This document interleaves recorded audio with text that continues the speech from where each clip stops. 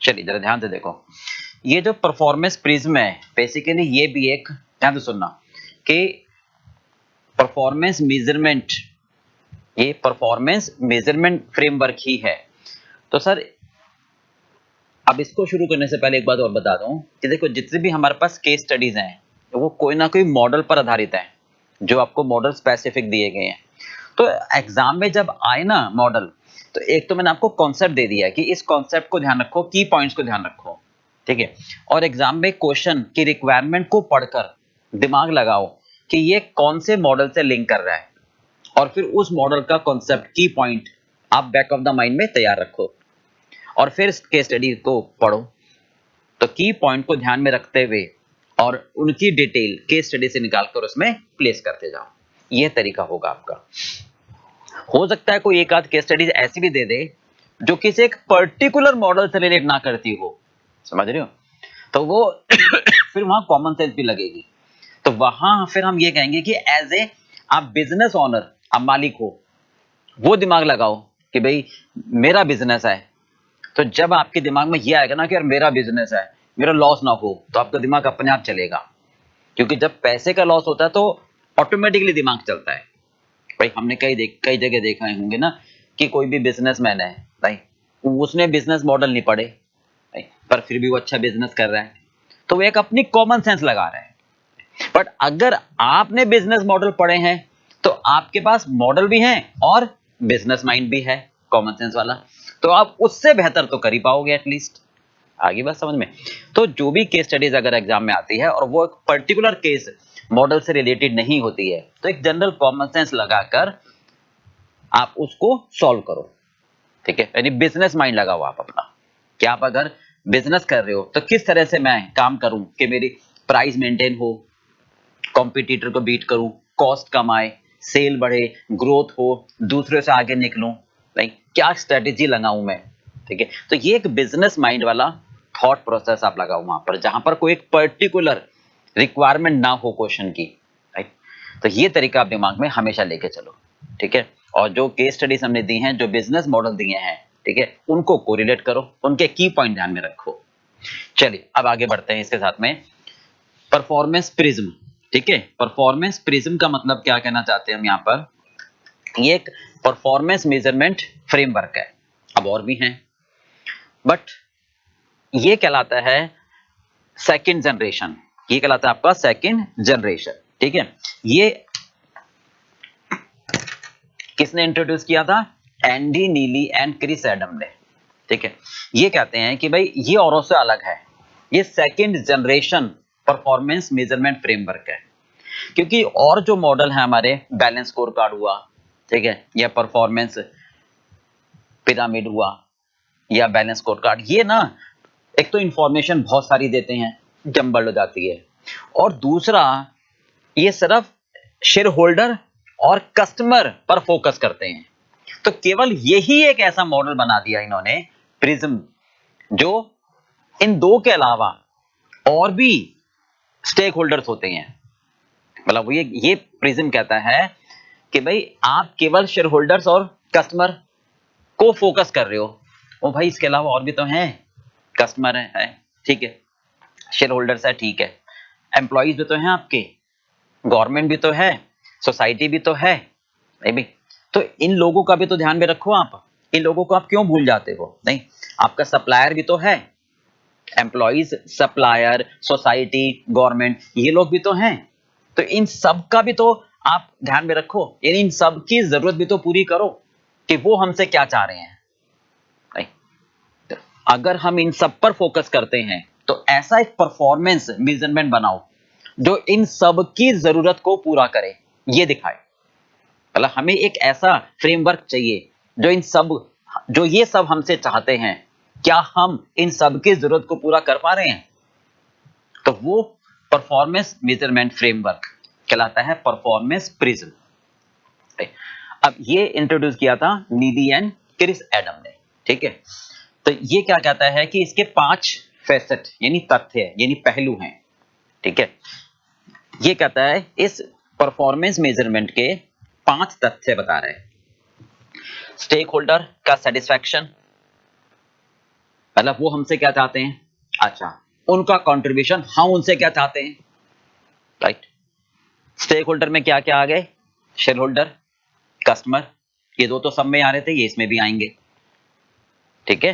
Share holder का मतलब investor, और हाँ जी हमारे सप्लायर, हमारे एम्प्लॉइज, सोसाइटी और गवर्नमेंट, इनको भी आप इंक्लूड करो, ठीक है। तो ये हमसे क्या चाहते हैं, हम उनसे क्या चाहते हैं, यानी उनका हमारे प्रति क्या कंट्रीब्यूशन है, उसके लिए हमने क्या स्ट्रेटेजी बनाई, स्ट्रेटेजी बनाने के बाद हमने किस प्रोसेस को फॉलो किया, क्या उस प्रोसेस को फॉलो करने के लिए मेरे पास इतनी ताकत है, यानी कैपेबिलिटीज। तो 5 चीजों को ये लेके चलता है, तो बता पाता है कि ये परफॉर्मेंस फ्रेमवर्क समझ में आ गया ना भाई। जैसे एक फोटो का फ्रेमवर्क होता है ना, बाउंड्री हो गई, तो ये ऐसा परफॉर्मेंस थर्मामीटर है जो इन 5 की जरूरत को पूरा करके दिखाता है, आप कर रहे हो या नहीं कर रहे हो, ये मेजर करता है, राइट। किन 5 की, क्लियर हो गया, वो सारे 5 हमारे कहलाते हैं स्टेक होल्डर। तो ये 5 पहलू भी बता रहा है, क्या स्टेक होल्डर का हमारे प्रति कंट्रीब्यूशन, उनका सेटिस्फैक्शन, हम क्या स्ट्रेटेजी लगा रहे हैं, क्या प्रोसेस फॉलो कर रहे हैं, और कैपेबिलिटीज। क्लियर पार्ट भी। चलिए तो सबसे पहले बात करते हैं कि स्टेक होल्डर सेटिस्फैक्शन, ठीक है। अच्छा ये प्रिज्म क्या कहना चाहता है, इस तरीके का प्रिज्म होता है ये, ठीक है। मतलब स्टेक होल्डर सेटिस्फैक्शन यानी जो हमारे स्टेक होल्डर्स हैं, ठीक है, ये हमारा पार्ट है। वो ये कहना चाहता है, प्रिज्म का मतलब है कि जैसे एक जगह से हम रोशनी भेजें, नहीं तो वो जब निकले तो वो कई चीजों को फोकस करे, यानी एक एक्ट आपके कई परिणाम दे, इसलिए प्रिज्म कहा गया है इसको। कि स्टेक होल्डर का जो सेटिस्फैक्शन है, आई मीन मतलब वो हमसे क्या चाहते हैं, वो हमसे क्या चाहते हैं, ये किसका परिणाम होगा, ये किसका परिणाम होगा, हमारी स्ट्रेटेजी का, हमारे प्रोसेस का, हमारी कैपेबिलिटीज का, और फिर हम उनसे क्या चाहते हैं, राइट। तो ये हमारे एफर्ट्स हो जाएंगे, ये बेसिकली हमारे एफर्ट्स हो जाएंगे, ठीक है। और ऊपर से उनका वो हमसे क्या चाहते हैं ये पता लगेगा, परिणाम में हम उनसे क्या चाहते हैं, क्लियर। तो सबसे पहली बात अगर हम करें कि स्टेक होल्डर सेटिस्फैक्शन, ठीक है, देखिए इसको हम ऐसे समझाते हैं।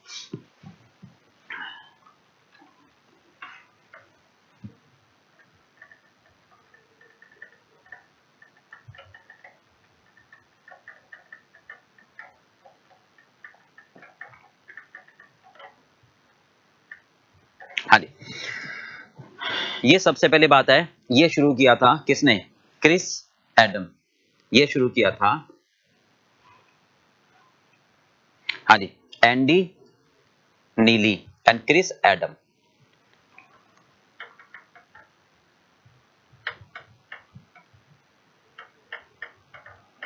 And Chris Adam, right. ये इसके जन्मदाता थे, ये कह दो आप, ठीक है, ये इसके जन्मदाता थे, राइट, क्रिस।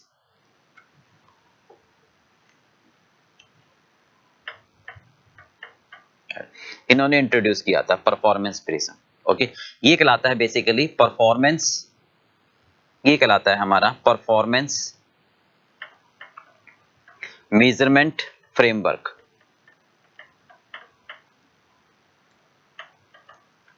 ये कहलाता है परफॉर्मेंस मेजरमेंट फ्रेमवर्क, राइट भी, ठीक है। हाँ जी, ये हमारा कहलाता है सेकंड जनरेशन, ये कहलाता है basically second generation performance measurement framework. यानी ये भी कह सकते हैं ये ऑल्टरनेट मेथड है, इट्स ए ऑल्टरनेट, ठीक है, ऑफ अदर परफॉर्मेंस मेजरमेंट। हाँ जी, मतलब जो दूसरे परफॉर्मेंस मेजरमेंट मॉडल हैं उनमें क्या कमी थी उसको दूर करता है। उनमें क्या फोकस करते थे, सिर्फ शेयर होल्डर्स और केवल इन्वेस्टर और कस्टमर, राइट भाई। जो अदर मॉडल्स हैं, परफॉर्मेंस मेजरमेंट मॉडल्स हैं, फ्रेमवर्क हैं, ठीक है, focus only on share holders and customer, right. और ये हमारा जो परफॉर्मेंस प्रिज्म है, ये जो परफॉर्मेंस प्रिज्म है, ठीक है, ये फोकस करता है स्टेक होल्डर्स पर, ये फोकस करता है स्टेक होल्डर पर। स्टेक होल्डर में क्या आते हैं हमारे बेसिकली, हाँ जी, स्टेक होल्डर में कौन कौन आ जाएगा, हाँ जी, stakeholder includes investor, right, हाँ जी, कस्टमर, हाँ जी, और सप्लायर, एम्प्लॉइज,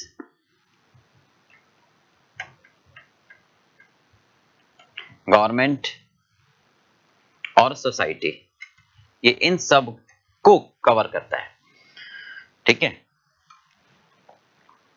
तो ये इस परफॉर्मेंस प्रिज्म में बेसिकली हम बात करते हैं, इट इंक्लूड्स 5 फेसेट, 5 तथ्य, 5 पहलू की तरफ ये ध्यान देता है, ठीक है, ये 5 पहलू की तरफ ध्यान देता है। हाँ जी, फर्स्ट पहलू क्या कहना चाहते हैं हम, फर्स्ट पहलू, हाँ जी, stakeholder,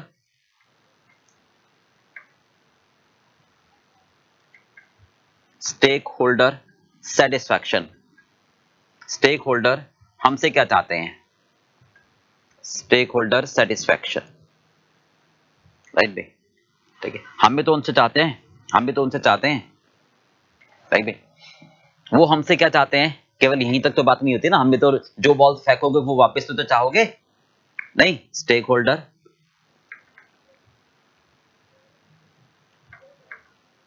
contribution,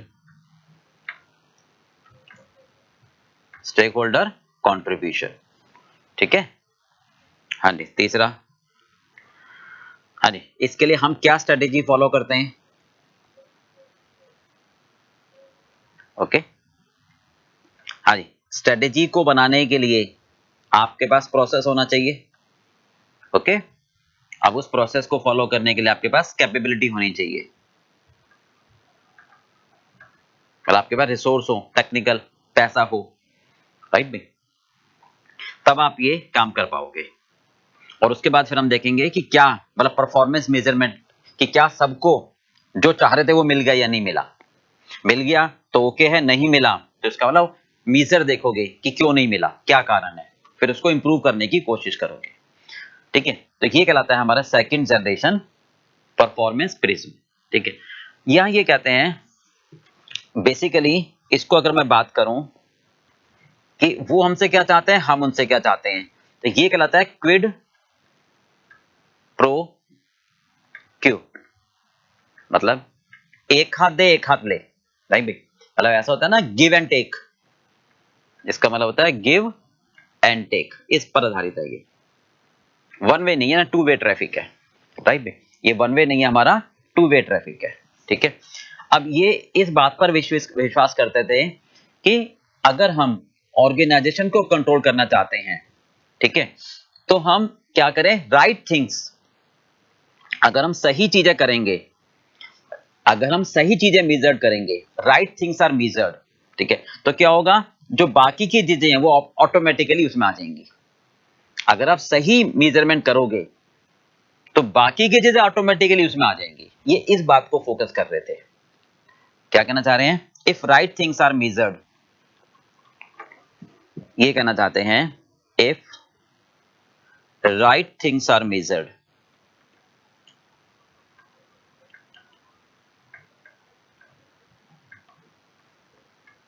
if right things are measured, अगर हम सही चीजें मेजर करें, then other will fall automatically,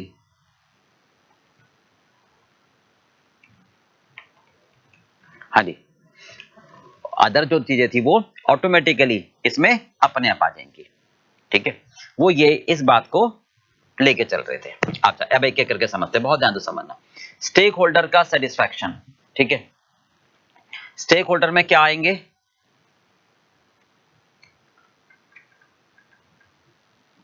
stake holder, हाँ जी, सेटिस्फैक्शन,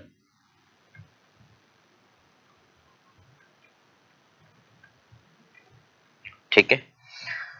अच्छा, इसको मैं ऐसे कराता हूं, एक मिनट। यहां कहते हैं हम देखो ध्यान से, स्टेक होल्डर,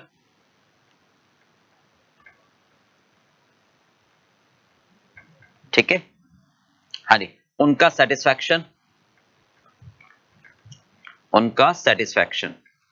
समझ रही, मतलब वो हमसे क्या चाहते हैं, उनका कंट्रीब्यूशन, मैं उनसे क्या चाहता हूं, राइट। कैसे पता चलेगा, कि मैं उनकी जरूरत को पूरा कर रहा हूं या नहीं कर रहा हूं, उसको बोलते हैं की performance indicator, right. Performance measures, performance measure, बहुत ध्यान से समझते जाना जरा, ये पूरा मैंने कंट्रोल बना दिया आपके लिए, ठीक है। बहुत ध्यान से देखो, स्टेक होल्डर, सबसे पहली बात मैं करूंगा मेरे इन्वेस्टर,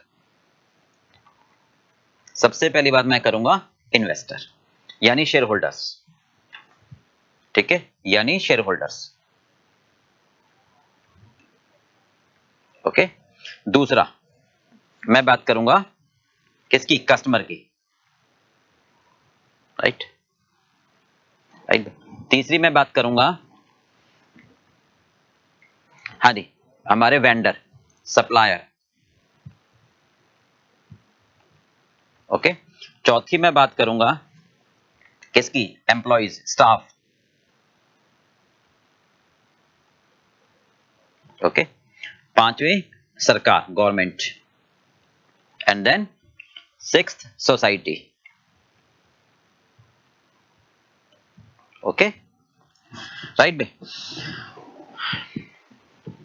बताओ जरा, वो हमसे क्या चाहते हैं, इन्वेस्टर पैसा लगा रहे हैं तो फ्री में थोड़ा लगाएंगे, नहीं, हायर रेट ऑफ रिटर्न, वो हमसे क्या चाहेंगे, हायर रेट ऑफ रिटर्न, यानी रिटर्न ऑन इन्वेस्टमेंट, वो हमसे क्या चाहेंगे, return on investment, return on investment, जो पैसा लगाया उस पर ब्याज, उस पर फायदा। अच्छा, कस्टमर मुझसे क्या चाहेगा, सेटिस्फैक्शन, यानी डिलीवरी ऑन टाइम, क्वालिटी, सस्ता टिकाऊ बढ़िया, नहीं, वो मुझसे क्या चाहेगा, क्वालिटी, अच्छा सामान मिले, ऑन टाइम डिलीवरी मिले,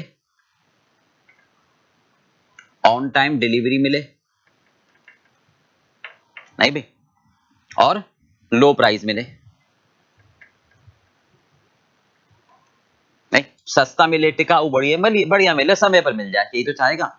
चलो भाई, सप्लायर क्या चाहेगा, सप्लायर कौन होता है, हु सप्लाई द गुड्स, जो मुझे रॉ मटेरियल देता है, तो वो चाहेगा कि सर पेमेंट टाइम से मिल जाए, मैं उससे ज्यादा सामान खरीदूं, नहीं भाई, मैं उससे बल्क परचेज करूं, वो चाहता है मैं उससे बल्क परचेज करूं, नहीं, हेल्दी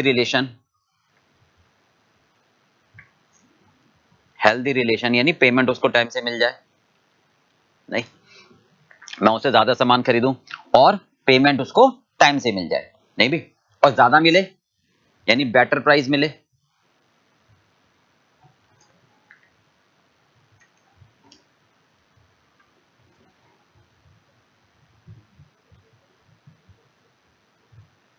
क्लियर। एम्प्लॉय क्या चाहते हैं, सर सैलरी ज्यादा मिले, और क्या, बस सिंपल सी बातें हैं ना। एम्प्लॉय क्या चाहते हैं, higher salary, job satisfaction, working environment अच्छा मिले, नहीं, हाई पे मिले, ठीक है, जॉब सेटिस्फैक्शन, यानी एनवायरनमेंट उनको अच्छा मिले, नहीं, बेटर फील करे वो, उनकी फीलिंग बेटर हो, नहीं, सेफ्टी, नहीं, ट्रेनिंग, यानी उनका स्टेटस हमेशा वो अपडेटेड रहे, ठीक है। गवर्नमेंट क्या चाहती है, टैक्स चाहती है गवर्नमेंट, सोसाइटी क्या चाहती है हमसे, जॉब अपॉर्चुनिटी, कि हम सोसाइटी को अच्छे अच्छे जॉब देते रहें, नहीं, डोनेशन देते रहें ताकि सोसाइटी आगे चले, एटसेट्रा। तो ये हमसे वो चाहते हैं, ठीक है भाई। चलिए, कंट्रीब्यूशन, मतलब हम उनसे क्या चाहते हैं, इन्वेस्टर से हम क्या चाहते हैं कि पैसा लगाओ, फ्लेक्सिबल रहो, नहीं भाई अच्छा पैसा लगाओ, यानी हम उनसे चाहते हैं ह्यूज इन्वेस्टमेंट,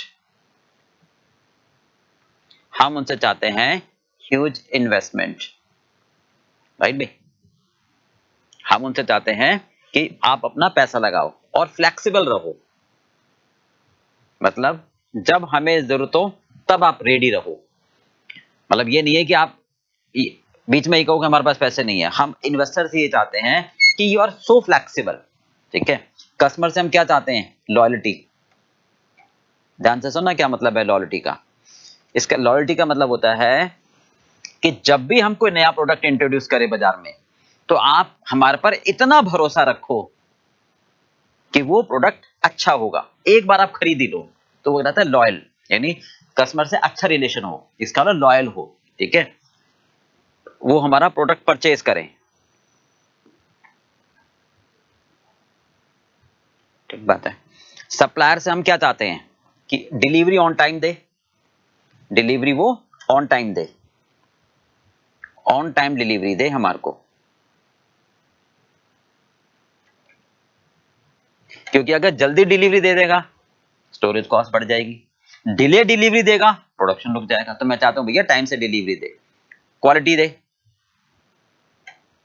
राइट भाई, टाइम से दे, क्वालिटी दे, और प्राइस भी कॉम्पिटिटिव रखे, प्राइस भी कॉम्पिटिटिव रखे, ठीक है भाई। हम उसके लिए कस्टमर हो गए ना।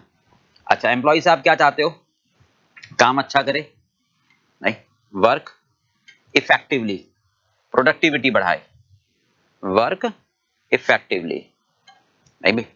ये नहीं कि आप उनको अच्छा पेमेंट दे रहे हो, एनवायरमेंट अच्छा दे रहे हो, तो वो काम ना करे ढंग से, तो आप उससे चाहते हो कि अच्छी तरह काम करे, हाई प्रोडक्टिविटी, हाई प्रोडक्टिविटी चाहते हो, हाई प्रोडक्टिविटी, राइट। हाँ, they should do the work by passion, by heart, not by time. They should do the work by heart, not by time.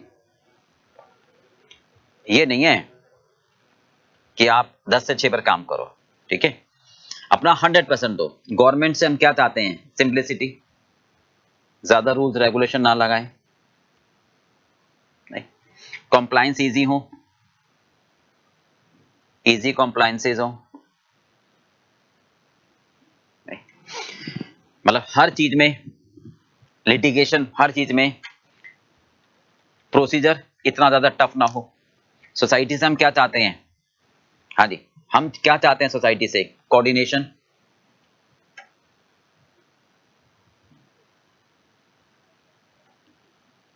Right, ये हम सब चीजें चाहते हैं। ओके, क्लियर हो गया पार्ट बी। हाँ जी, अब कैसे पता चलेगा कि हम ये चीज हमें मिल रही है।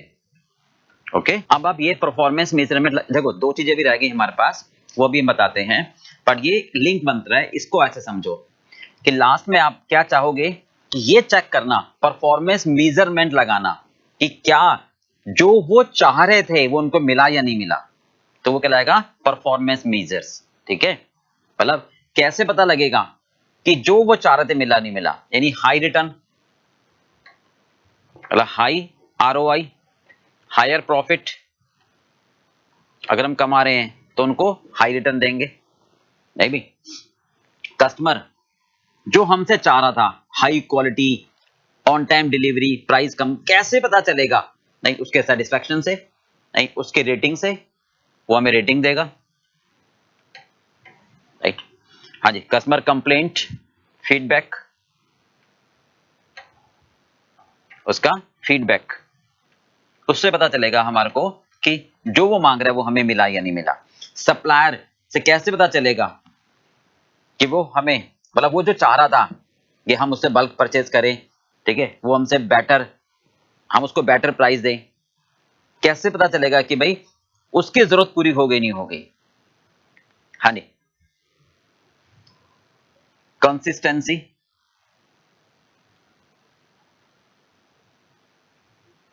राइट, कि अगर हम सप्लायर चेंज नहीं कर रहे, यानी वो हमें रेगुलर माल दे रहा है, तो पता लगेगा वो सेटिस्फाइड है। एम्प्लॉय, कैसे पता चलेगा वो सेटिस्फाइड है? यानी एम्प्लॉय टर्नओवर कम हो, एम्प्लॉय टर्नओवर कम से कम हो, उसका average time in employment, right. Okay, government से हमें कैसे पता चलेगा कि भाई हम उनको रेगुलर टैक्स दे रहे हैं, राइट? तो नो, हाँ जी, लिटिगेशन,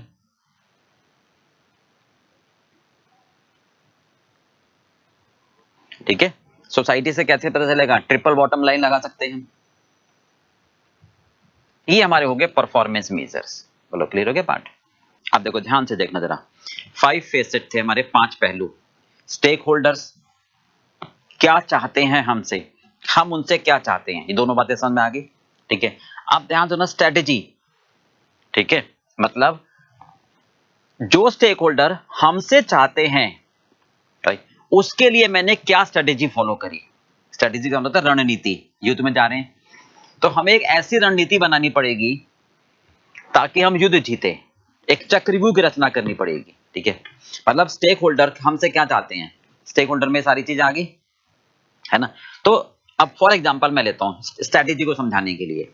स्ट्रेटेजी का मतलब है कि हम शेयर होल्डर्स की जरूरत को पूरा करने के लिए, हम उनसे क्या चाहते हैं ये सेटिस्फाई करने के लिए हमने क्या रणनीति लगाई है, हमने क्या रणनीति लगाई है, क्या सोचा है। जैसे फॉर एग्जांपल मैं बात करूं तो दिमाग में बैठ जाएगा कि मान लो एक कंपनी है, अब उस कंपनी ने अपने इन सबको सेटिस्फाई करने के लिए क्या करा, एक प्रोडक्ट सोचा, मोबाइल फोन, कि हम मोबाइल फोन बनाने के लिए एक फैक्ट्री खोलेंगे, राइट। अब उस फैक्ट्री के लिए पैसा चाहिए, इन्वेस्टर से पैसा लेंगे, राइट भाई, मोबाइल बनाकर बेचेंगे। अब जब मोबाइल बनाकर बेचोगे आप, ये आपने स्ट्रेटेजी बनाई है, ठीक है। तो आप सप्लायर से रॉ मटेरियल खरीदोगे, एम्प्लॉइज को काम दोगे, प्रोडक्ट बनाकर कस्टमर को बेचोगे, प्रॉफिट होगा, आप इन्वेस्टर को रिटर्न दोगे। यानी वो जो मोबाइल बनाकर कंपनी, मोबाइल बनाने वाली कंपनी बनाओगे, राइट, तो आप फैक्ट्री खरीदोगे, पैसा चाहिए, इन्वेस्टर से पैसा लोगे, नहीं, एम्प्लॉइज रखोगे, पहले आप रॉ मटेरियल लाओगे, सीक्वेंस समझो ना, रॉ मटेरियल लेकर आओगे तो सप्लायर से अच्छा रिलेशन रखोगे, यानी उसकी जरूरत पूरी करोगे, उसकी आप जरूरत पूरी करोगे तो सप्लायर की रिक्वायरमेंट पूरी हो जाएगी, नहीं। फिर बनाओगे, बनाने के लिए आपको क्या करना पड़ेगा, एम्प्लॉइज रखोगे, एम्प्लॉय की अच्छी पेमेंट दोगे, उनको काम दोगे, अच्छे वर्किंग कंडीशन दोगे, प्रोडक्ट बनेगा, बेचोगे, कस्टमर से पैसे लोगे, यानी कस्टमर की जरूरत भी पूरी हो गई, अच्छी क्वालिटी का सामान दोगे उसको, राइट। फिर प्रॉफिट होगा तो गवर्नमेंट को भी टैक्स दोगे, गवर्नमेंट को भी टैक्स दोगे आप, और अगर प्रॉफिट हुआ तो सोसाइटी को भी डोनेशन दोगे, सोसाइटी के लिए भी काम करोगे, और अपने इन्वेस्टर को अच्छी रिटर्न दोगे। तो ये सब क्या कहलाया, स्ट्रेटेजी। बात समझ में आ गई? ये सब क्या कहलाया, मेरी स्ट्रेटेजी, ठीक है। तो यानी ऐसी स्ट्रेटेजी बनाओगे ताकि हम स्टेक होल्डर्स की रिक्वायरमेंट को पूरा कर सकें और हम जो उनसे चाहते हैं वो भी हमें मिल जाए, ठीक है। तो जो स्ट्रेटेजी आप बनाओगे, आप ये चेक करोगे क्या ये वर्किंग में है या नहीं है, खाली सोचने से नहीं होगा ना, क्या ये कम्युनिकेट हो गई सबको, क्या ये इंप्लीमेंट हो गई, क्या ये इवैल्यूएशन हो रहा नहीं हो रहा लगातार, तो ये सारी चीजें कहलाएगी स्ट्रेटेजी में। तो ये सब क्या कहलाएगा हमारा, स्ट्रेटेजी में, ठीक है भाई। तो स्ट्रेटेजी के बारे में लिख देते हैं हम,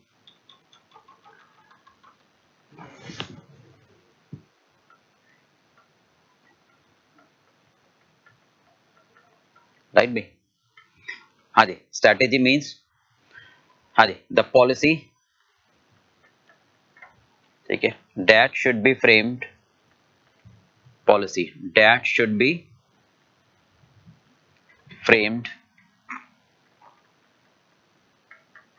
ठीक है, in order to, in order to, हाँ जी, satisfy, in order to satisfy all stakeholder, all stakeholder need, सब स्टेक होल्डर्स की नीड को पूरा करे, ठीक है, and stakeholder contribution, and stakeholder contribution, यानी जो हम चाहते हैं वो पूरा हो और वो जो चाहते हैं वो पूरा हो, ठीक है, in order to satisfy, in order to fulfil. आगे बात समझ में, यानी रणनीति बनाओ, ठीक है, राइट पे, दैट स्ट्रेटेजी, सच स्ट्रेटेजी, यानी हमें एक ऐसा सिस्टम डेवलप करनी है जो जाके ये इंश्योर हो जाए कि सबकी जरूरत पूरी हो रही है उससे, नहीं, द स्ट्रेटेजी शुड बी, हाँ जी, implemented, communicated, strategy should be communicated,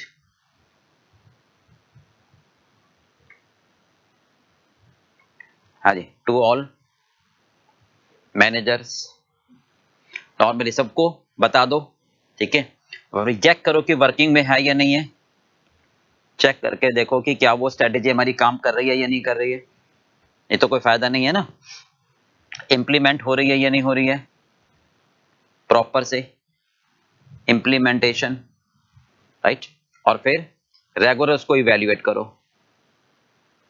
regular evaluation, right भाई। फॉर एग्जाम्पल अगर मैं बात करूं, हाँ जी, एग्जाम्पल से समझ लो इसको, हाँ जी, फॉर एग्जाम्पल, ठीक है, एक कंपनी, कोई भी कंपनी है, ठीक है, वो चाहती है कि ऐसी स्ट्रेटेजी बनाना, ठीक है,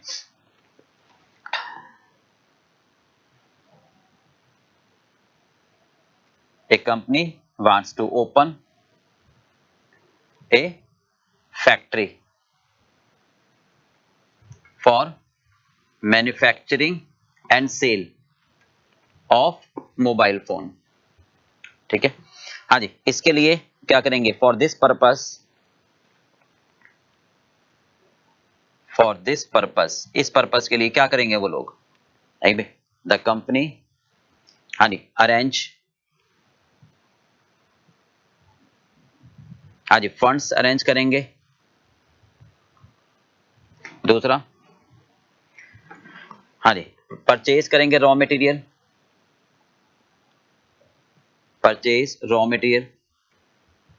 ठीक है, लेबर अपॉइंट करेंगे, काम मिलेगा लोगों को, अपॉइंटमेंट ऑफ मैन पावर, फिर जब प्रोडक्ट बनेगा तो सेल करेंगे,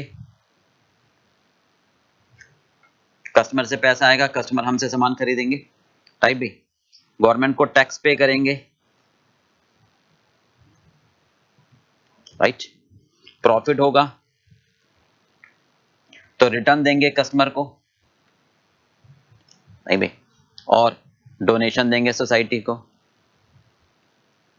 नहीं, हाँ जी, तो इसका मतलब हम एक ऐसी फैक्ट्री लगाकर क्या हम इन सबकी जरूरत को पूरा करेंगे, ये कहलाएगी हमारी क्या, एक strategy, this is called our strategy, this is called our strategy, ठीक है, तो हमें ये देखना होगा कि स्ट्रेटेजी को हम फॉलो कर रहे हैं या नहीं कर रहे हैं, वर्किंग में है या नहीं, सबको कम्युनिकेट कर दी, क्या ये इंप्लीमेंटेशन हो गई, और रेगुलर उसका इवैल्यूएशन करते रहेंगे, तो ये कहलाएगी हमारी स्ट्रेटेजी, क्लियर पार्ट बेटा। आगे आता है प्रोसेस, अब स्ट्रेटेजी को सपोर्ट पूरा करने के लिए हमें प्रोसेस करना पड़ेगा, समझ गए बात, प्रोसेस का मतलब होगा कि हमें जो स्ट्रेटेजी हमने बनाई है, जो स्ट्रेटेजी हमारी है कि हमें कंपनी लगाएंगे मोबाइल बनाने की, तो हमें एक प्रोसेस करना पड़ेगा, मतलब पूरा जैसे पोर्टर वैल्यू चेन था, इनबाउंड पहले R&D करना पड़ेगा, पहले आपको R&D करना पड़ेगा कि भाई जो प्रोडक्ट हम बनाने जा रहे हैं क्या वो बाजार में बिकेगा नहीं बिकेगा, फिर इनबाउंड लॉजिस्टिक यानी सप्लायर सिलेक्ट करना पड़ेगा, सारी प्राइमरी एक्टिविटीज, फिर मेटल को लेकर प्रोडक्ट में भेजना, वो तो सोचा था हमें, तो हमारी स्ट्रेटेजी थी, ध्यान रखना, ये हमारी क्या थी, स्ट्रेटेजी थी, ठीक है, कि हम ऐसा करेंगे, अब इसको लागू करने के लिए हमें प्रोसेस करना पड़ेगा कि हम पहले R&D करें, फिर इनबाउंड लॉजिस्टिक करें, फिर कन्वर्शन, फिर outbound logistic, after sale services, ये सारा प्रोसेस आपको पूरा करना पड़ेगा, और हर प्रोसेस के सब प्रोसेस होंगे, और हर प्रोसेस के लिए आपको एक मैनेजर रखना पड़ेगा कि वो उसकी रिस्पॉन्सिबिलिटी फिक्स करे, तभी तो हमारी स्ट्रेटेजी अप्लाई होगी, खाली पहले स्ट्रेटेजी का ना सोचना, और प्रोसेस का मतलब उसको इंप्लीमेंट करना, एक्चुअली में फॉलो करना। ठीक है, तो यहां पर हम बात क्या करते हैं, प्रोसेस। अगला क्या आता है, प्रोसेस, राइट। हाँ जी, मतलब in order to support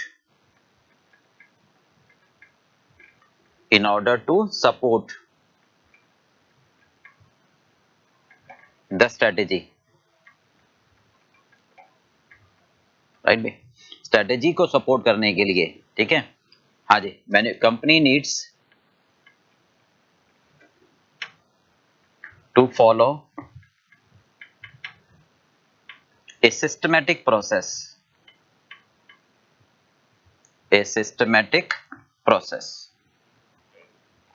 right. हाँ जी, दैट इज, हाँ जी, R&D करनी पड़ेगी इसको, नहीं, इनबाउंड लॉजिस्टिक,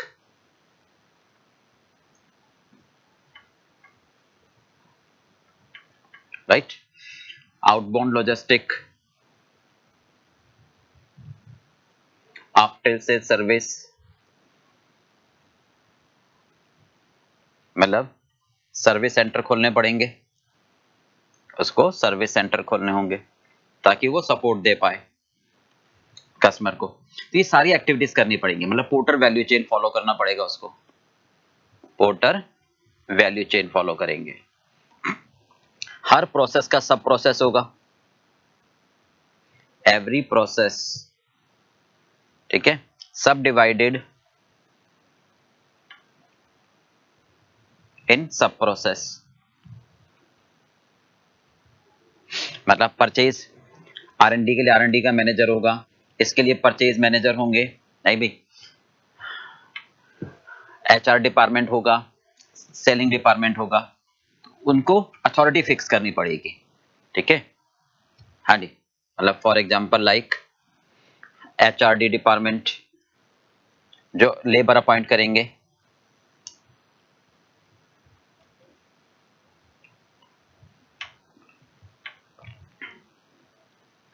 तो इनकी अथॉरिटी फिक्स करनी पड़ेगी, इनकी रिस्पॉन्सिबिलिटी आपको फिक्स करनी पड़ेगी।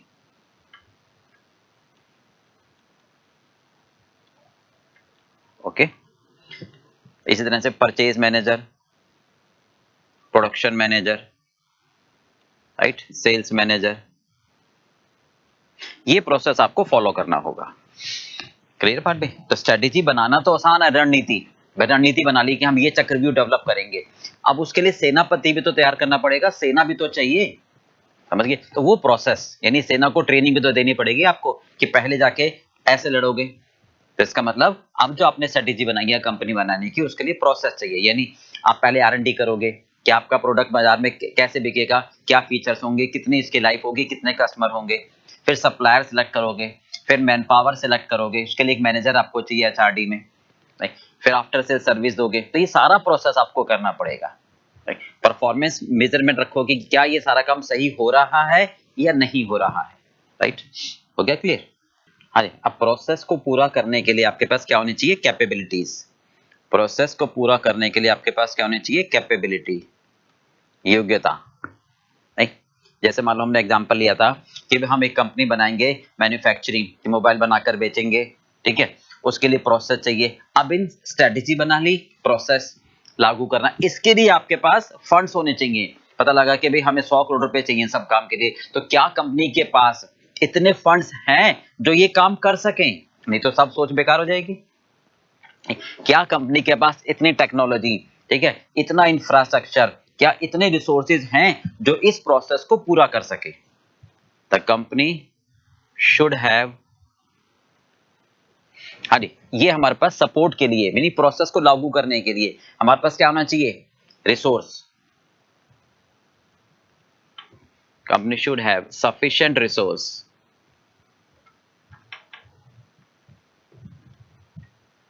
Company should have sufficient resources, ठीक है, to activate the required process. जो प्रोसेस आप कह रहे हो, नहीं भाई, कि हमें फैक्ट्री लगानी है, हमें ये सारे काम करने हैं, इसके लिए आपके पास सफिशिएंट रिसोर्स होने चाहिए, दैट इज रिक्वायर्ड फंड्स। आपके पास फंड्स होना चाहिए, ठीक है, आपके पास टेक्नोलॉजी होनी चाहिए, आपके पास इंफ्रास्ट्रक्चर होना चाहिए, ठीक है। इनके लिए परफॉर्मेंस मेजर करोगे कि क्या कंपनी के पास इतने फंड्स हैं या नहीं हैं, नहीं तो ये सारा काम बेकार हो जाएगा। क्लियर बात भाई? क्या हमने सोच लिया मोबाइल बनाने की फैक्ट्री लगाएंगे, उसके लिए 100 करोड़ रुपए चाहिए, तो क्या कंपनी के पास इतने 100 करोड़ रुपए हैं या नहीं, हम कहां से मैनेज करेंगे? ओके, चलो क्लियर बात बेटा। हाँ जी, लास्ट में हम क्या कह सकते हैं, कंक्लूजन, कि ये सारे जो तथ्य हैं, फैसेट्स हैं, ये सारे आपस में इंटरलिंक्ड हैं, ये सारे आपस में एक दूसरे को सपोर्ट करते हैं, ठीक है। मतलब द कंपनी मस्ट फाइंड, सबसे पहले हमें आइडेंटिफाई करना है कि क्या हम सभी स्टेक होल्डर की जरूरत को पूरा कर पाएंगे, क्या वो हमें सेटिस्फाई कर पाएंगे, मतलब वो प्रॉपर कंट्रीब्यूशन कर पाएंगे, ठीक है। उसके लिए कि हमें जो स्ट्रेटेजीज चाहिए वो आइडेंटिफाइड कर पा रहे हैं हम, और उसके लिए जो प्रोसेस हमें चाहिए वो फॉलो कर पा रहे हैं या नहीं, और उसके लिए हमारे पास रिक्वायर्ड फंड्स हैं या नहीं। तो ये हमें देखना है परफॉर्मेंस प्रिज्म में, ठीक है। ऑल दीज फैसेट्स यानी तथ्य आर इंटरलिंक्ड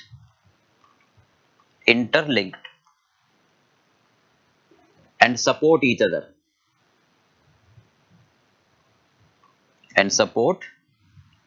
अदर यानी एक की परफॉर्मेंस दूसरे को इफेक्ट करती है, ठीक है, आपस में एक दूसरे को सपोर्ट करते हैं। तो हमें सबसे पहले ये आइडेंटिफाई करना है कि द कंपनी शुड आइडेंटिफाई, क्या आइडेंटिफाई करना है, हाँ जी, कि ऑल स्टेक होल्डर्स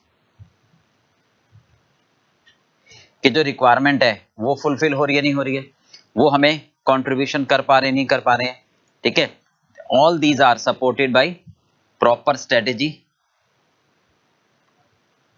इनके लिए आपके पास प्रॉपर स्ट्रेटेजी है या नहीं है, स्ट्रेटेजी को लागू करने के लिए आपके पास प्रोसेस है या नहीं है, और उसके लिए आपके पास कैपेबिलिटी है या नहीं है, राइट भाई? क्लियर बात बेटा? ये कहलाता है हमारा परफॉर्मेंस प्रिज्म, ठीक है।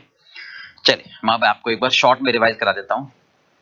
हाँ जी, हो गया। चलिए देखिए, सबसे पहले हम क्या कहना चाहते हैं, ये लिसन, परफॉर्मेंस प्रिज्म ये एक second generation performance measurement parameter है, एंडी लीनी और क्रिस एडम ने शुरू किया था।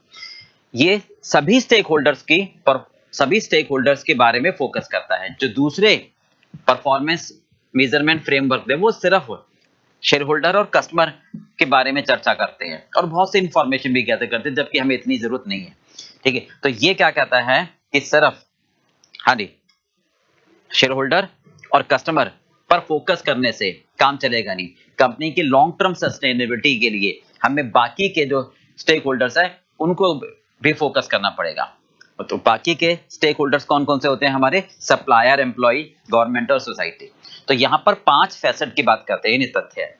स्टेक होल्डर क्या चाहते हैं, हम उनसे क्या चाहते हैं, उसके लिए मैं क्या स्ट्रेटेजी बना रहा हूं, उस स्ट्रेटेजी बनाने से काम नहीं चलेगा, प्रोसेस भी डिफाइन करना पड़ेगा और उसको लागू करने के लिए पैसे होने चाहिए, इंफ्रास्ट्रक्चर होना चाहिए, ठीक है। तो सबसे पहले हम ये देखते हैं कि क्या वो हमसे चाहते हैं, मतलब investor, customer, supplier, employ, government, society, right, वो हमसे क्या चाहते हैं, हम उनसे क्या चाहते हैं। ओके, तो देखो अब ये कहता है क्विड प्रो क्यू, यानी जो दो वही लो आप। ओके, चलिए क्या करना चाहते हैं हम, इन्वेस्टर चाहता है अच्छी रिटर्न, नहीं, कस्टमर चाहता है अच्छा, सस्ता, टिकाऊ, बढ़िया, यानी क्वालिटेटिव गुड्स मिले, ठीक है। सप्लायर क्या चाहता है कि मैं उससे ज्यादा सामान खरीदूं, राइट भाई, और अच्छा रिलेशन रखो, मतलब पेमेंट उसको टाइम से दूं। एम्प्लॉय तो ऑब्वियसली हायर पेमेंट चाहेगा, वर्किंग कंडीशन चाहेगा, ट्रेनिंग भी चाहेगा ताकि उसको नॉलेज अपडेट होती रहे। गवर्नमेंट टैक्स चाहते हैं, सोसाइटी हमसे डोनेशन चाहती है और जॉब अपॉर्चुनिटी चाहती है। अब हम क्या चाहते हैं उनसे, ये भी तो देखें, क्विड प्रो क्यू है, हम चाहते हैं कि वो फ्लेक्सिबल हो, जब चाहे हमें जब पैसा मिल जाए। कस्टमर से हम क्या चाहते हैं भाई, वो हमारा सामान खरीदें, लॉयल रहे हमारे प्रति, नहीं भाई, लॉयल का मतलब होता है कि जब भी हम कोई नया प्रोडक्ट बाजार में लॉन्च करें तो वो सबसे पहले हमसे खरीद ले, मतलब दूसरे कस्टमर को भी रेफर करें, हम सप्लायर से क्या चाहते हैं, ऑन टाइम डिलीवरी दे, वो हमारे को qualitative material they. On time delivery का मतलब सर पहले दे देगा तो स्टोरेज कॉस्ट बढ़ जाएगी, बाद में देगा तो प्रोडक्शन रुक जाएगा। एम्प्लॉइज हम क्या चाहते हैं, मन लगा के काम करे, पैशनेट हो, इफेक्टिव वर्किंग हो। गवर्नमेंट से हम क्या चाहते हैं कि भाई रूल्स एंड रेगुलेशन सिंपल बनाए, इतना कॉम्प्लेक्स ना करे कि हम काम ही ना कर पाए, ठीक है। हाई टैक्स बर्डन ना लगाएं, मतलब हर चीज पर टैक्स ना लगाएं। सोसाइटी से हम क्या चाहते हैं, कोऑर्डिनेशन, कोऑपरेशन, ठीक है। अब हाँ जी, एक मिनट लास्ट में कहेंगे परफॉर्मेंस मेजरमेंट। इन सब के लिए मुझे क्या करना पड़ेगा, स्ट्रेटेजी बनानी पड़ेगी। मतलब हमें एक पॉलिसी बनानी पड़ेगी ताकि हम शेयर होल्डर्स की रिक्वायरमेंट को पूरा कर सके, वो हमसे जो चाहते हैं वो दे सके, हम उनसे जो चाहते हैं वो मिल सके। और जो स्ट्रेटेजी हम बनाएंगे वो प्रॉपर कम्युनिकेटेड हो, प्रॉपर इंप्लीमेंटेड हो, प्रॉपर वर्किंग हो। ओके, फॉर एग्जाम्पल जैसे हमने एक स्ट्रेटेजी बनाई कि हम एक मोबाइल फोन बनाकर बेचेंगे, तो उसके लिए हमें क्या करना पड़ेगा, R&D करनी पड़ेगी। उसके लिए हमारे को इनबाउंड आउटबाउंड लॉजिस्टिक करना पड़ेगा, आफ्टर सेल सर्विस देनी पड़ेगी। मतलब सॉरी, हम कहते हैं कि स्ट्रेटेजी बनाएंगे तो हम जो भी फैक्ट्री लगाएंगे कि हम एक प्रोडक्ट बनाकर बेचना चाहते हैं जैसे मोबाइल फोन, तो उसके लिए हम जब फैक्ट्री लगाएंगे तो पहले फंड्स अरेंज करेंगे, रॉ मटेरियल परचेज करेंगे, मैन पावर अपॉइंट करेंगे, कस्टमर को बेचेंगे सामान, गवर्नमेंट को टैक्स पे करेंगे, प्रॉफिट होगा तो शेयर होल्डर्स को रिटर्न देंगे, तभी सोसाइटी को हम डोनेशन दे पाएंगे। इसका मतलब ये सारी स्ट्रेटेजी करने से, मतलब जब फैक्ट्री लगाओगे तो उस फैक्ट्री लगाने से, ध्यान से सुनो क्या कह रहे हैं, उस फैक्ट्री के लगाने की स्ट्रेटेजी से हम इन सब की जरूरतों को पूरा कर पाएंगे, हम इन सब की जरूरतों को पूरा कर पाएंगे, सबको काम मिल जाएगा। भाई जब माल खरीदोगे सप्लायर से, इसकी जरूरत पूरी हो गई, माल बेचोगे कस्टमर को, इसकी जरूरत पूरी होगी, पैसा चाहिए, इन्वेस्टर आपके पास पैसा लगाएगा, प्रॉफिट लगा के उसको कमा के दोगे, एम्प्लॉय को काम दोगे आप, नहीं गवर्नमेंट को टैक्स दोगे, सोसाइटी को डोनेशन दोगे। तो ये हमारी स्ट्रेटेजी हो गई। बट नॉर्मली हम क्या, ये तो एग्जांपल के थ्रू समझाया था। स्ट्रेटेजी का मतलब कि हम एक पॉलिसी बनाएंगे जो सबको कम्युनिकेट करेंगे मैनेजर को, ताकि इंप्लीमेंट हो सके और टाइम टू टाइम इवैल्यूएट कर सके। अब खाली सोचने से काम नहीं होगा ना, उसके लिए प्रोसेस चाहिए आपको, मतलब आपको एक प्रोसेस चाहिए सपोर्ट करने के लिए, स्ट्रेटेजी को लागू करने के लिए। मतलब पहले आप R&D करो, इनबाउंड करो, आउटबाउंड करो, आफ्टर सेल सर्विस दो। तो ये हर प्रोसेस आपका सब प्रोसेस में डिवाइडेड होगा, उसके लिए कोई मैनेजर अपॉइंट करोगे ताकि वो उसको एक्टिवेट कर सके। प्रोसेस को लागू करने के लिए, प्रोसेस को लागू करने के लिए मतलब पोर्टर वैल्यू चेन आप फॉलो करोगे ना। प्रोसेस को लागू करने के लिए कैपेबिलिटी, आपके पास फंड होने चाहिए। मान लो आपने सोच लिया कि मैं फैक्ट्री लगानी है, तो उसके लिए आपके पास 100 करोड़ रुपए चाहिए, तो उतना पैसा होना चाहिए, उतने रिसोर्सेज, उतना इंफ्रास्ट्रक्चर, उतनी टेक्नोलॉजी होनी चाहिए, राइट। तो ये कहलाएगा हमारा 5 फैसेट। अब लास्ट में परफॉर्मेंस मेजर, आप सबको चेक करोगे कि क्या जो जो हमने सोचा था वो पूरा हुआ या नहीं हुआ। इन्वेस्टर ने हमसे डिमांड करी थी कि हाई रेट ऑफ रिटर्न, क्या उनको मैंने high rate of return the, क्या कस्टमर सेटिस्फाइड हुए, कैसे पता चलेगा, उनकी कंप्लेंट से, उनके फीडबैक से, उनकी रेटिंग से।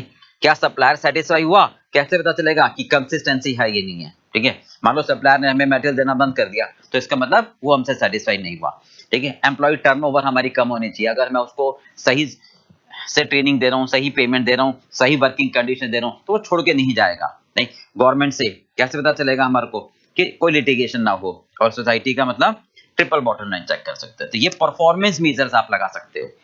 बोलो क्लियर हो गया। तो ये कहलाता है हमारा परफॉर्मेंस प्रिज्म। चलिए अब हम आते हैं बैलेंस स्कोर कार्ड पर।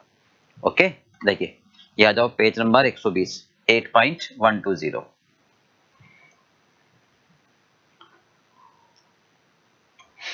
देखो बैलेंस स्कोर कार्ड का मतलब क्या है, ठीक है। बेसिकली हम ये कह सकते हैं कि ये एक ऐसी स्टेटमेंट होती है भाई, जैसे फाइनेंशियल रिकॉर्ड्स हो गए, बैलेंस शीट। अब बैलेंस शीट से क्या पता लगता है कि भाई हम अपने शेयर होल्डर्स को, जो एग्जिस्टिंग है, प्रोस्पेक्टिव है, उनको ये बताते हैं कि हमारी कंपनी में हमारी फाइनेंशियल पोजीशंस क्या है। अगर आप हमारी कंपनी में पैसा लगाओगे तो आपको हम अच्छा रिटर्न दे पाएंगे, क्योंकि अभी तक हम इतना डिविडेंड डिक्लेयर कर रहे हैं। मतलब एक तरह से सिर्फ फाइनेंशियल परफॉर्मेंस की तरफ फोकस होगा, बैलेंस शीट से सिर्फ ये पता लगेगा। पर कई बार हमें शेयर होल्डर्स को ये भी बताना होता है कि हम प्रॉफिट तो कमा ही रहे हैं, ठीक है, साथ साथ में हम कस्टमर का भी ध्यान में रख रहे हैं, साथ साथ में और चीजें भी हमारे पास हैं। मतलब केवल प्रॉफिट कमाना ही हमारा पर्पस नहीं है। हम, ठीक है, आप पैसा लगा रहे हो हमारी कंपनी में, अच्छी रिटर्न आप उम्मीद करते हो, बट उनके दिमाग में ये बिठाना होता है कि ये लॉन्ग टर्म प्रॉफिट, मतलब हम इतने स्ट्रांग हैं कि 1 साल 2 साल तक आपको रिटर्न नहीं देंगे, एक लॉन्ग टर्म तक रिटर्न देंगे। तो ये बात कैसे दिमाग में बिठा पाओगे भाई? जैसे मान लो एक स्टूडेंट है, नहीं तो उस अब एक पर्टिकुलर क्लास में या पर्टिकुलर पेपर में अगर उसके अच्छे मार्क्स आ रहे हैं तो उससे हम जज नहीं कर पाएंगे कि वो एक डायनामिक पर्सनालिटी वाला बंदा है, राइट?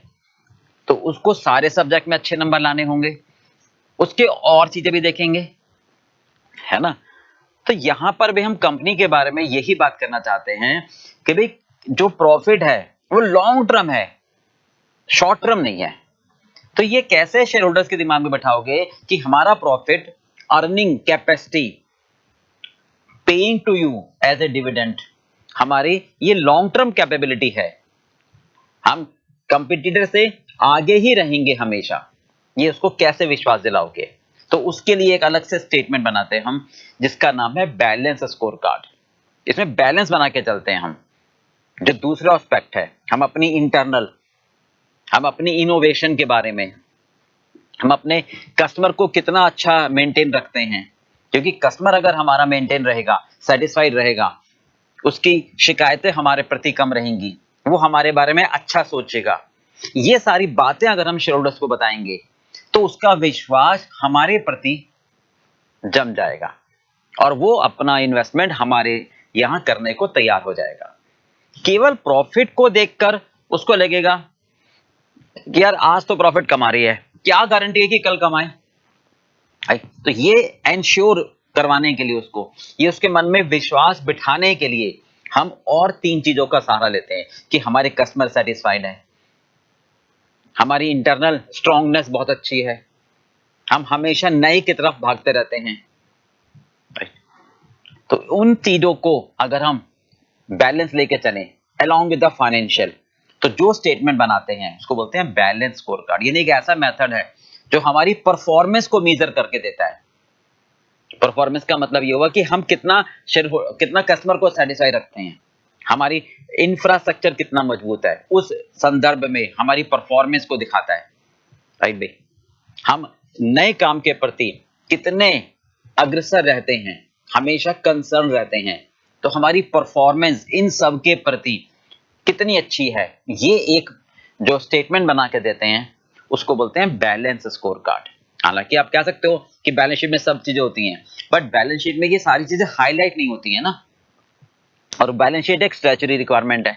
तो ये बेसिकली स्टैट्यूटरी रिक्वायरमेंट तो नहीं है, बट हम इसलिए दिखाते हैं शेयर होल्डर्स को ताकि वो अट्रैक्ट हो, ताकि वो अपना पैसा हमारी कंपनी में लगाए और ये जज कर पाए कि हमारी परफॉर्मेंस देखो कितनी अच्छी है, राइट? तो ये कह सकते हो कि केवल आप कैपिटल एम्प्लॉयड लगा दोगे, अच्छी मशीनें लगा दोगे, सिर्फ अच्छा इंफ्रास्ट्रक्चर ले लोगे केवल, तो उससे आपका बिजनेस ग्रो नहीं होगा।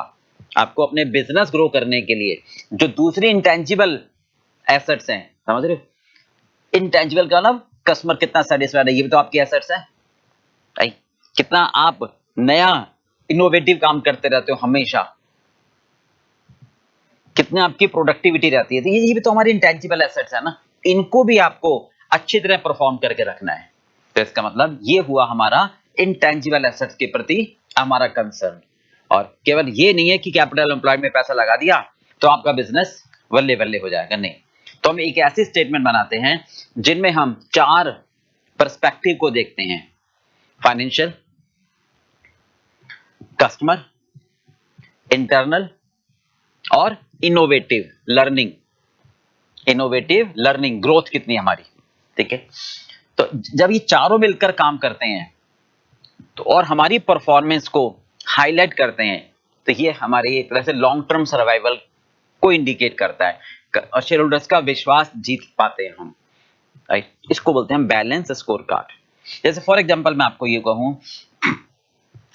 ये एक रिपोर्ट कार्ड होती है कंपनी की, राइट? ये एक परफॉर्मेंस पैरामीटर है भाई। जैसे एक स्टूडेंट है तो उसकी रिपोर्ट कार्ड क्या है, अगर आप उसमें ही देखोगे भाई हर सब्जेक्ट में इतने मार्क्स, तो लगेगा ये पढ़ाकू है, नहीं। पर और थोड़ी चीजें देखनी है कि भाई उसकी अटेंडेंस भी देखनी है, नहीं? उससे जो दूसरे सहपाठी हैं उसके, वो कितने सेटिस्फाई रहते हैं, उसके टीचर उससे कितने सेटिस्फाई रहते हैं। तो ये देखना पड़ेगा हमारे को उसके बिहेवियर से, उसके एटीट्यूड से, कि अगर उसका फ्रेंड या उसके टीचर उसको उसे इंटरेक्ट करते हैं, उससे कोई क्वेश्चन पूछते हैं या उससे कुछ हेल्प लेते हैं उसके सहपाठी फ्रेंड्स, तो वो कैसे रिएक्ट करता है ना। तो ये सब चीजें हमें अलग अलग देखनी है। तो यानी इसका मतलब ये हुआ कि उसकी चारों चीजें मुझे देखनी है। क्या क्या? कि वो उसकी एकेडमिक रिकॉर्ड कैसा है, ये तो फर्स्ट प्रायोरिटी, यानी हमारा फाइनेंशियल। उसकी रेगुलरिटी कैसी है, उसके वो अपने फ्रेंड्स को कितना अच्छा लगता है, यहां पर कंपनी के लिए कस्टमर, कि कस्टमर उसके बारे में क्या सोचते हैं। उसका इंटरनल स्ट्रांगनेस, यानी वो इंटरनल स्ट्रांगनेस, मतलब उसका आईक्यू लेवल, इसका मतलब कितना वो इम्यून सिस्टम उसका कितना अच्छा है, कितना वो हेल्दी रहता है, कितना फिट रहता है, वो कितना वो फिजिकल फिट रहता है, क्योंकि फिजिकल फिट होगा तो उसमें एनर्जी रहेगी ना, ये देखना है हमारे को। तो वो इंटरनल कंपनी का,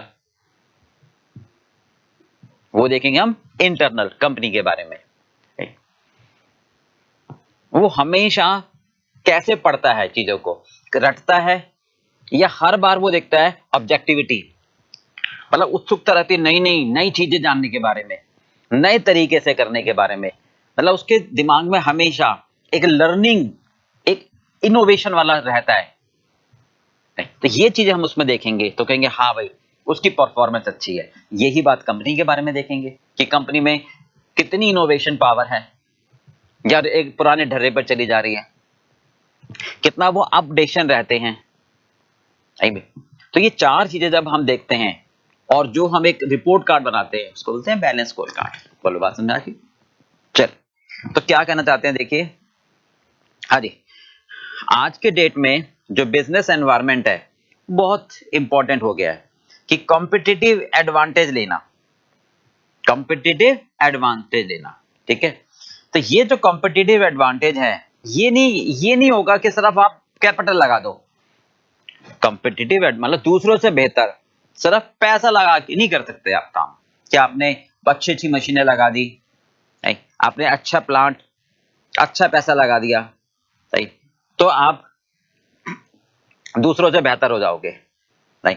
मतलब कोई भी स्टूडेंट है, अगर वो मतलब सिर्फ अच्छी जगह कोचिंग ले ले, खुद भी तो पढ़ना पड़ेगा, समझ रहे हो नहीं।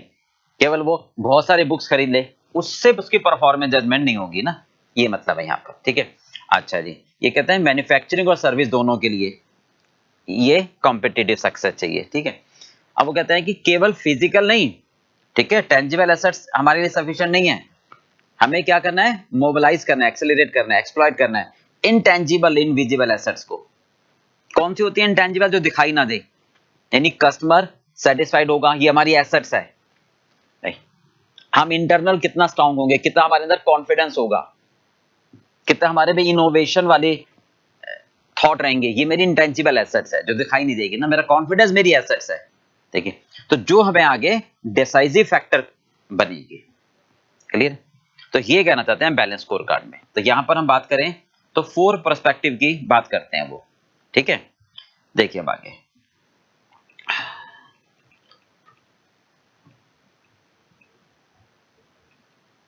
हाँ जी, देखिए हम कहते हैं 4 पर्सपेक्टिव हैं। ओके, एक है हमारे पास, ध्यान से सुना, इंटरनल बिजनेस पर्सपेक्टिव, दूसरा है customer perspective, innovation, learning, growth, and then financial. ठीक है भाई, तो एक बार जरा शॉर्ट में मैं आपको लिखवा भी देता हूं थोड़ा सा, ताकि दिमाग में रहे। Balance score card,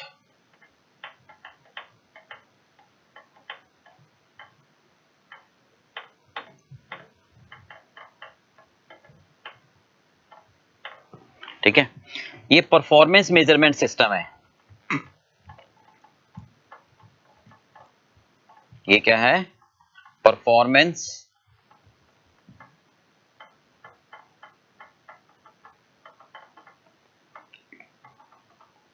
measurement system है। ओके, हाँ जी,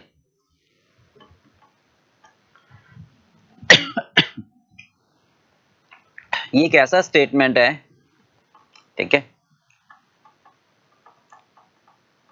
विच रिप्रेजेंट्स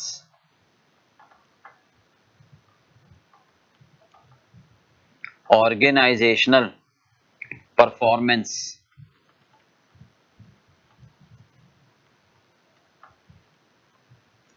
ठीक है in relation to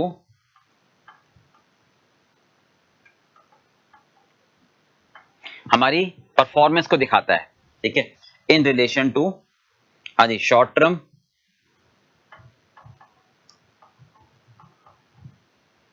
as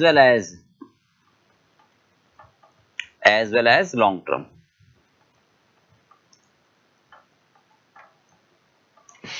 short term का मतलब प्रॉफिट तो कमा ही रहे हैं, पर लंबे समय तक प्रॉफिट कमा रहे हैं, ये कॉन्फिडेंस के तरीके से, कस्टमर सेटिस्फैक्शन के तरीके से, इंफ्रास्ट्रक्चर के तरीके से, आगे बढ़ने की ललक के तरीके से, ठीक है।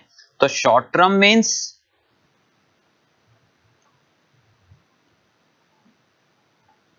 Short term here means just profitability, just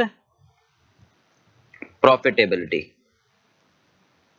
कभी आप शेयर होल्डर्स को बोलोगे कि हमने प्रॉफिट कमाया, तो ठीक है आज कमा रहे हो ना, कल कमाओगे, कितना आप लंबे समय तक दौड़ोगे, राइट। तो वो डिपेंड करता है आपकी थोड़ी सी और बातों पर।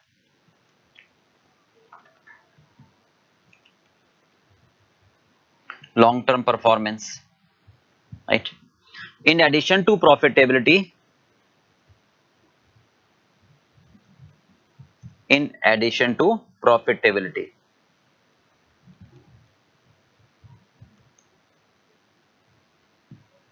हाँ जी क्या intangible assets, intangible assets, right, which ensures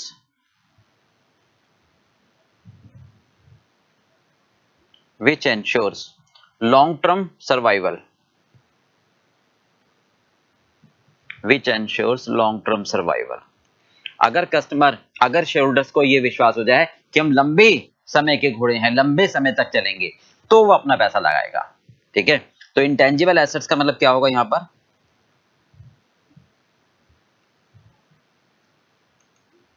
intangible assets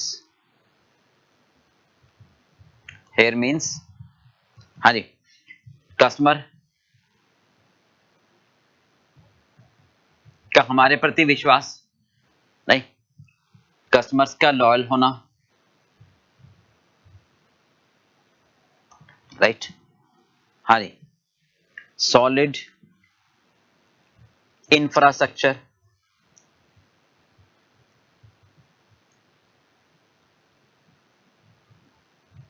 भाई आप ही कहोगे ना कि छोटा दुकानदार है, नहीं बहुत छोटी सी दुकान है, ठीक है बहुत प्रॉफिट कमा रहा है, पर वो भाई कितना समय चलेगा, समझ रहे, बहुत अच्छा इंफ्रास्ट्रक्चर होगा, बहुत अच्छा नेटवर्क होगा, समझ रहे हो, नेटवर्क इनका जितना अच्छा होगा उससे पता लगेगा ना कितने लंबे समय तक चल पाएंगे, नहीं। Working style innovative, working style innovative, right. तो ये सारी चीजें हमारी होनी चाहिए पॉजिटिव, ठीक है, ये सब हमारे पास पॉजिटिव होना चाहिए, तब शोल्डर्स का विश्वास बनेगा, ठीक है। तो हम ये कह सकते हैं balance score card, balance score card is a report card, is a report card of any organization, right भी, हाँ जी presented, published along with the balance sheet, along with the financial records, ठीक है। हालांकि स्टैच्यूटरी रिक्वायरमेंट नहीं है, but फिर भी हम शेयरहोल्डर्स को दिखाना चाहते हैं ना हमारी ग्रोथ कितनी है, राइट, हम इंटरनल कितना स्ट्रांग है, हमारे कस्टमर हमसे कितना सेटिस्फाइड रहते हैं, क्लियर बात। तो ये कहलाता है बैलेंस स्कोर कार्ड, मतलब बैलेंस, हम चार चीजों को बैलेंस लेके चलते हैं, हम चार चीजों को बैलेंस लेके चलते हैं। इसमें हमारा फीडबैक भी शामिल होता है कस्टमर से, तभी तो हमारी कस्टमर लॉयल्टी हमारी एसेट्स बनेगी।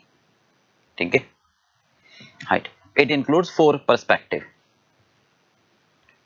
ये एक बार फटाफट नोट कर लो। हाँ जी, it includes 4 perspective.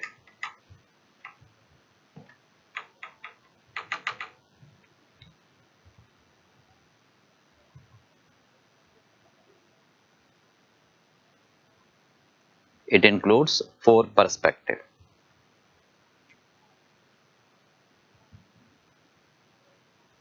That is financial perspective, ठीक है। हाँ जी, कस्टमर पर्सपेक्टिव,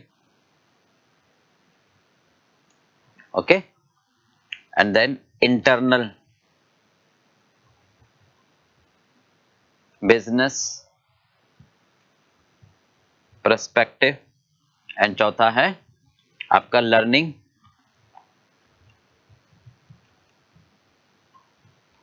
ग्रोथ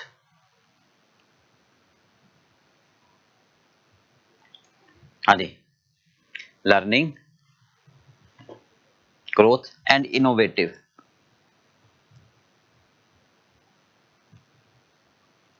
पर्सपेक्टिव।